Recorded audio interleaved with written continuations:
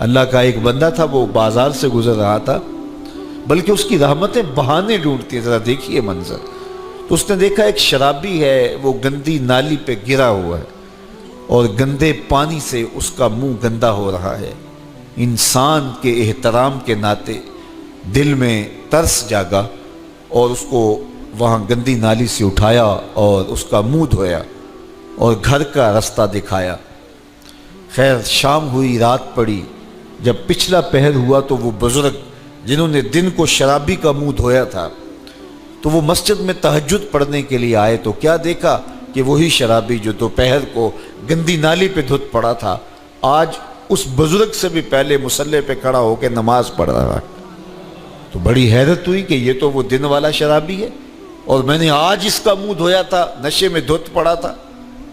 تو حیرت کا اظہار کیا تو ہاتف سے آواز آئی، میرے بندے تو نے اس کا منہ دھو دیا تھا، میں نے اس کا دل دھو دیا ہے۔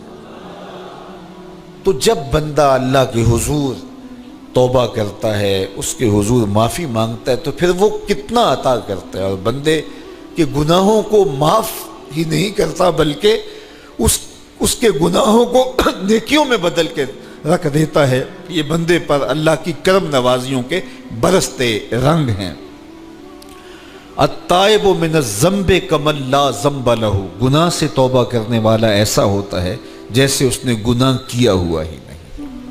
حدیث پاک میں آتا ہے کہ قیامت کے دن ایک شخص اپنا نامہ اعمال کھولے گا اور اسے فرمایا جائے گا کہ اپنے نامہ اعمال کو پڑھو، تو وہ نامہ اعمال پڑھنا شروع کرے گا۔ اب اس نے بڑے بڑے جرم کیے ہوں گے اور چھوٹے چھوٹے گناہ بھی کیے ہوں گے۔ اب اللہ سے حیا کرتے ہوئے، شرم کرتے ہوئے جو بڑے گناہ ہیں ان کو چھوڑتا جائے گا، صرف نظر کرتا جائے گا اور چھوٹے چھوٹے گناہ پڑھتا جائے گا۔ جب وہ سارا نامہ اعمال پڑھ چکے گا تو آواز آئے گی، بندے جا، میں تیرے سارے گناہوں کو بدل کے نیکیوں میں تبدیل کر دیا۔ تو وہ کہے گا، اے اللہ ابھی تو میرے بڑے بڑے گناہ رہتے تھے جو میں نے ابھی پڑھے ہی نہیں۔ تو جب یہ بات اللہ کے محبوب نے ارشاد فرمائی تو حضور اتنا مسکرائے کہ صحابہ کو حضور کی داڑھیں نظر آنے لگی۔ پہلے وہ کہہ رہا ہے کہ چھوٹے چھوٹے گناہ پڑھتا ہے اور بڑے چھوڑتا چلا جاتا ہے، اور جب یہ اسے پتا چلا کہ ان گناہوں کو بدل کے نیکیوں میں تبدیل کر دیا جائے گا تو وہ کہتا ہے ابھی تو بڑے بڑے گناہ میرے رہتے تھے۔ تو اللہ کی یہ کرم نوازیوں کے رنگ ہے کہ وہ گناہوں کو بدل کے نیکیوں میں تبدیل کر دیتا ہے، اور بندہ جتنا بڑا گناہ گار تھا جب سچے دل سے اس کے حضور توبہ کرنے کے لیے حاضر ہوتا ہے تو پھر اتنا ہی بڑا نیکوکار بن جاتا ہے۔ سیدنا عمر فاروق رضی اللہ تعالی عنہ کا زمانہ تھا اور آپ جانتے ہیں وہ ہاتھ میں درہ رکھتے تھے اور گلیوں میں گشت کیا کرتے تھے رات کو۔ دن کو بھی آپ دیکھتے تو ایک شرابی تھا جو ہاتھ میں شراب کی بوتل لیے آ رہا تھا، اچانک گلی کا موڑ کاٹا تو آگے حضرت عمر آ رہے تھے، ایک دم ڈر گیا اور دل ہی دل میں کہا، اے اللہ حضرت عمر کے قہر سے بچا لے، ساری زندگی شراب نہیں پیوں گا۔ سچی توبہ کر دی اور جلدی سے وہ شراب کی بوتل بغل میں دبا لی۔ اتنے میں حضرت عمر بھی سر پہ پہنچ گئے اور کڑک کے کہا، گرج کے کہا کہ یہ تیرے پاس کیا ہے؟ تو تھی تو شراب۔ اب ڈرتے ہوئے اس نے کہا، حضور یہ سرکہ ہے۔ تو حضرت عمر فرمایا، نکالو۔ اب وہ تھر تھر کانپ رہے اور بغل سے وہ شراب کی بوتل نکالی۔ جب نکالا تو وہ شراب نہیں تھی، سرکہ بن چکا تھا۔ تو جو اللہ شراب کو سرکے میں بدل دینے پہ قادر ہے وہ گناہوں کو نیکیوں میں بدل دیتا ہے۔ تو یہ ایک صورت دکھائی کہ دیکھو یہ شراب کو سرکے میں تبدیل کر دیا، تمہارے گناہ بھی نیکیوں میں تبدیل کر دیں گے۔ تم آؤ تو صحیح اس کی چوکھٹ پہ، تم ہاتھ تو پھیلاؤ۔ حضرت داتا گنج بخش علی حجویری علیہ رحمہ کشف المعجوب کے اندر لکھتے ہیں کہ جو فرمایا گیا کہ جس نے توبہ کی اللہ نے اس کی مغفرت کر دی، تو ایک بزرگ کا قول نقل کیا کہ جس کو اللہ نے بخشنا تھا اللہ نے اس کو توبہ کی توفیق دے دی۔ اس کو بلایا ہی اسے ہے جس نے مغفرت کرنی تھی۔ تو توبہ کی توفیق کا نصیب ہو جانا یہ اللہ کی خاص رحمتیں ہیں، اور توبہ کرنے والا اللہ کی خاص رحمتیں پاتا ہے۔ توبہ کرنے والا جب اس کے حضور حاضر ہوتا ہے تو اللہ تعالیٰ اس پہ بہت خوش ہوتا ہے۔ اللہ کے محبوب علیہ السلام نے باقاعدہ ایک مثال سے یہ حقیقت سمجھائی کہ توبہ کرنے والے کے لیے اللہ کی خوشی کا عالم کیا ہوتا ہے، اللہ کیسے خوش ہوتا ہے توبہ کرنے والے پر۔ تو حضور نے ارشاد فرمایا ایک بندہ لمبا سفر کر کے اور صحرا کے اندر ایک لمبے سفر پہ تھا، تو راستے کے اندر اس نے چند لمحوں کے لیے سستانے کے لیے، دوپہر کاٹنے کے لیے ایک درخت کے ساتھ اپنا جانور باندھا اور خود سو گیا۔ اس کا خیال تھا چند لمحوں کے لیے آنکھوں کی نیند نکالوں گا اور آگے بڑھ جاؤں گا، اس لیے اس نے سامان بھی سواری اونٹ کے اوپر جو لدا ہوا سامان تھا، اس میں کھانا تھا، پینا تھا، دیگر ضروریات کی چیزیں تھیں، تو وہ بھی نہیں اتارا، کجاوے پر ہی پڑا رہا کہ چند لمحوں کے لیے میں نے کمر سیدھی کرنی اور آگے چلے جانا ہے۔ تو تھوڑی دیر کے بعد اس کی آنکھ کھلی تو کیا دیکھتا ہے کہ اونٹ ماں ساز و سامان کے غائب ہے۔ تو صحرا میں اونٹ کا گم جانا زندگی گم جانے کے مترادف ہے۔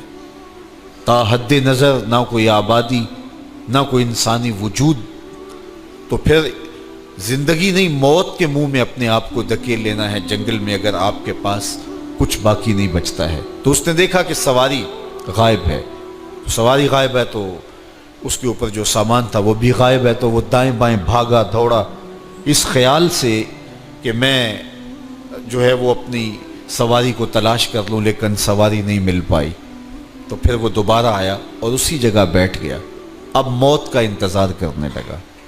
چونکہ صحرا میں سواری گم گئی اور میلوں تک انسانی آبادی ہی نہیں ہے، تو وہیں پیاس سے ہلکان ہوا، بے چین ہوا، وہاں درخت کے ساتھ ٹیک لگا کے موت کا منتظر ہو کے بیٹھ جاتا ہے، اور یوں بیٹھے بیٹھے اس کی آنکھ لگ جاتی ہے۔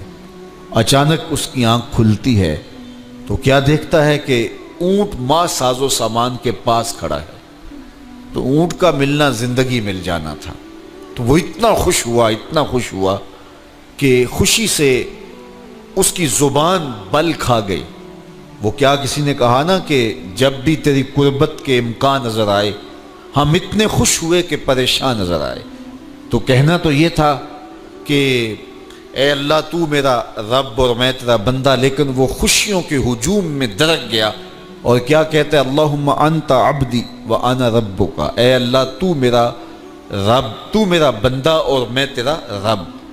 تو اس قدر وہ خوشیوں میں درک گیا کہ اس کو اپنی زبان پہ قابو اور کنٹرول نہ رہا۔ کسی کے آنے سے ایسے ہوش اڑے ساقی کے، شراب سیخ پہ ڈالی اور بوتل میں کباب۔ تو کہتا ہے اللہم انت عبدی وانا ربک، تو میرا بندہ اور میں تیرا رب۔ تو یہ اس کی زبان قابو میں نہ رہی اور وہ بل کھا گیا، خوشیوں کا ہجوم ایسا ہوا۔ تو اللہ کے محبوب نے یہ مثال بیان کرنے کے بعد ارشاد کیا، مجھے بتاؤ اس بندے کو کتنی خوشی ہوئی کہ زبان پہ قابو نہیں، جذبات پہ کنٹرول نہیں، کہنا کچھ ہے بول کچھ رہا ہے۔ تو صحابہ نے عرض کی حضور بہت خوشی ہے۔ تو فرمایا جس طرح یہ بندہ اونٹ کے ملنے پر واپس آنے پہ خوش ہوا، حتیٰ کہ خوشیوں کے ہجوم میں اس کی زبان بھی قابو میں نہیں رہی، یہ بتا رہا ہے خوشیوں کے وفور کا عالم اور مسرتوں اور جو ہے وہ خوشیوں کی کثرت کا عالم بتا رہا ہے۔ تو فرمایا یہ بڑا خوش ہوا جب کوئی بندہ پلٹ کے مالک کی دہلیز پہ آتا ہے، اللہ اس سے بھی زیادہ خوش ہوتا ہے کہ میرا بندہ میری چوکھٹ پہ آ گیا۔ تو پھر اللہ یہ نہیں دیکھتا کہ اس کے گناہ کتنے ہیں، سمندر کی جھاگ کے برابر بھی گناہ ہو تو معاف کر دیے جاتے ہیں، اس لیے کہ میرا بندہ پلٹ کے میری چوکھٹ پہ آیا ہے۔ تو توبہ اللہ کو محبوب ہے، اللہ کو مطلوب ہے، اللہ کو چاہیے کہ بندہ اس کے حضور آئے اور پھر اللہ جل شانہ اس کی مغفرت و بخشش فرما دیتا ہے۔ یہ موسم نور کے موسم ہے، عام دنوں میں بھی توبہ کرو، دن میں کرو یا رات کو کرو، کسی بھی مقام پہ توبہ کرو، اللہ معاف کر دینے والا ہے۔ لیکن یہ خاص ایام تو ایسے ہیں کہ اللہ کی رحمتیں بندوں کو معاف فرما دیتی ہیں، اور اگر کوئی توبہ کا جو ہے وہ دامن پکڑ کے آ جائے، اس کے حضور حاضر ہو جائے، تو پھر اللہ تعالیٰ جل شانہ بندوں کی خطائیں بھی معاف کرتا ہے اور ان کے گناہوں کو بدل کے نیکیوں میں تبدیل کر دیتا ہے۔ خوش نصیب ہیں وہ لوگ جو ان بابرکت ایام میں اپنی بخشش کا سامان کر لیتے ہیں، اور ان سے بڑا بدبخت بھی کوئی نہیں جو ان سہانے موسموں میں بھی پیاسے رہتے ہیں اور ان موسموں میں بھی ان کی بخشش و مغفرت نہیں ہو پاتی۔ رت سہانی ہو، موسم اچھا ہو، تو مجھے بتاؤ کہ جو اس موسم میں بھی اپنے آپ کو محروم رکھے تو اس سے بڑی بد نصیبی کیا ہوگی۔ اللہ کے محبوب علیہ السلام نے منبر کی تینوں سیڑھیوں پہ قدم رکھتے ہوئے آمین آمین پکارا، تو حضور علیہ السلام سے عرض کیا گیا یا رسول اللہ صلی اللہ علیہ وسلم، ہر سیڑھی پہ قدم رکھتے ہوئے آپ نے آمین کہا، تو آپ نے کس بات پہ آمین کہا؟ فرمایا جبریل امین حاضر خدمت ہوئے اور انہوں نے کہا اس شخص کی ناک خاک آلود ہو جو ماہ صیام رمضان المبارک کو پائے اور اپنی بخشش نہ کروا سکے۔ تو میں نے اس پہ آمین کہا کہ اتنا مقدس مہینہ نصیب ہو، اتنا سہانا موسم آئے اور وہ پھر جہاں کھڑا تھا وہی کا وہی کھڑا رہے۔ میں اور آپ اپنا محاسبہ کر سکتے ہیں۔ موسم رحمت اور فصل نور رمضان المبارک اپنا آدھا سفر طے کر چکا ہے، یہ مبارک مہینہ آدھا سفر اس کا بھی باقی ہے۔ تو میں اور آپ ذرا اپنے آپ کو اپنے ضمیر کی عدالت میں کھڑا کر کے اپنے آپ کو دیکھ کر کے دیکھیں، سوچیں کہ ہم نے ان 15 دنوں کے اندر کتنا سفر طے کیا۔ 29-30 شعبان کو ہم جہاں کھڑے تھے، کیا ہم آج بھی وہیں کھڑے ہیں یا ہمارا کچھ سفر بہتری کا ہوا ہے؟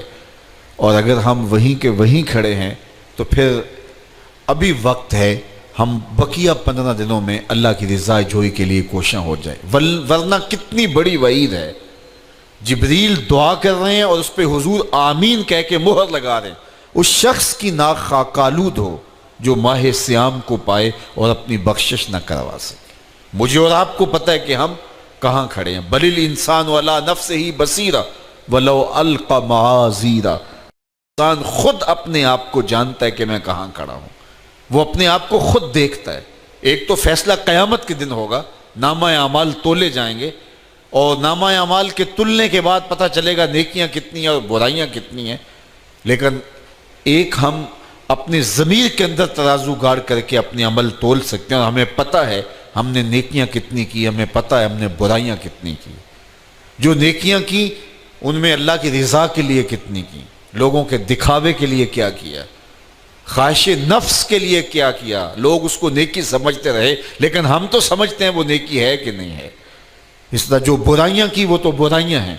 تو میں اور آپ اپنے ضمیر کی عدالت میں ترازو گاڑ لیں اور اپنے اعمال کو ابھی تول لیں۔ فرمایا گیا حاسبو قبل ان تحاسبو، قبل اس سے کہ تمہارا حساب کیا جائے تم اپنا حساب پہلے ہی کر لو۔ تو اپنے اندر کی ستھرائی، اپنے اندر کی پاکیزگی